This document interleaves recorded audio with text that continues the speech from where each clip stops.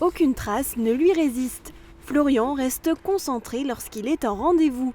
Passionné de voitures, il s'occupe depuis le mois de juin des véhicules des particuliers aux alentours de Sarreguemines. Je fais donc les vitres intérieures, le lustrage du tableau de bord, l'aspirateur, donc espace avant, arrière et coffre. Et aussi les bas de porte, nettoyer les bas de porte et les bas de caisse aussi. Pour l'instant, je ne fais pas de lavage extérieur et je ne fais pas de shampouinage. Alors ça dépend de la solution de la voiture. Là par exemple, je pense qu'en 1 heure et demie c'est bouclé. Atteint d'une maladie génétique orpheline, il peine à trouver un employeur qui lui fait confiance. Il a obtenu son permis de conduire en début d'année et c'est pendant le confinement qu'il a eu l'idée de créer son auto-entreprise. J'avais fait les 4 véhicules respectifs, donc celle de ma mère, celle de mon père, celle de ma soeur et du coup la mienne en avril, le 13 avril. Et du coup, je m'étais tellement ennuyé qu'au bout d'un moment, je me suis dit, après le confinement, pourquoi pas le faire chez les particuliers.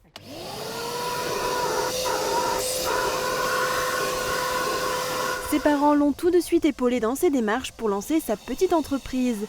Son père, Eric, lui a créé une page Facebook « Nettoyage intérieur de votre voiture » à travers laquelle les particuliers peuvent demander un rendez-vous.